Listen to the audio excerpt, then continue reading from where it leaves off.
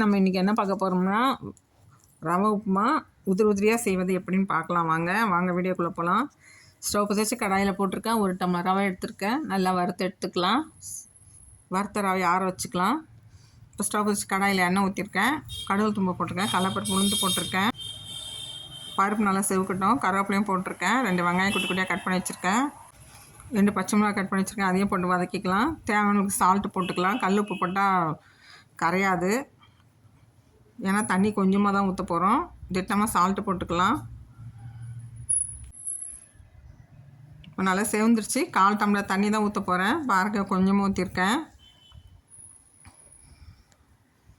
இப்போ நல்லா கொதிச்சிச்சு. ரவையை போட்டு அப்படியே கலரலாம். இப்போ ரவையை போட்டாச்சு. அப்படியே சிம்மிலே கலரி விட்டுடலாம். தட்டுப்பட்டு மூடிடலாம்.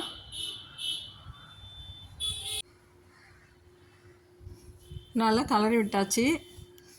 இப்போ தட்டு போட்டு மூடி வச்சிடலாம். ஒரு 5 நிமிஷம் சிம்மில் தான் வைக்கணும். இப்போ மறுபடியும் திறந்து கலரி விடலாம். இன்னும் கொஞ்சம் தான் வேகணும். பாருங்கள் எவ்வளோ பலன்னு இருக்குது. இந்த உப்புமா செம்ம டேஸ்ட்டாக இருக்குங்க. இந்த மாதிரி பிள்ளைங்களுக்கு பண்ணி கொடுக்கலாம்.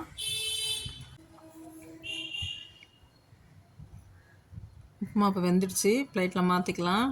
இந்த வீடியோ உங்களுக்கு பிடிச்சிருந்தால் லைக் பண்ணுங்கள், சப்ஸ்கிரைப் பண்ணுங்கள், கமெண்ட் பண்ணுங்கள். Thank you friends.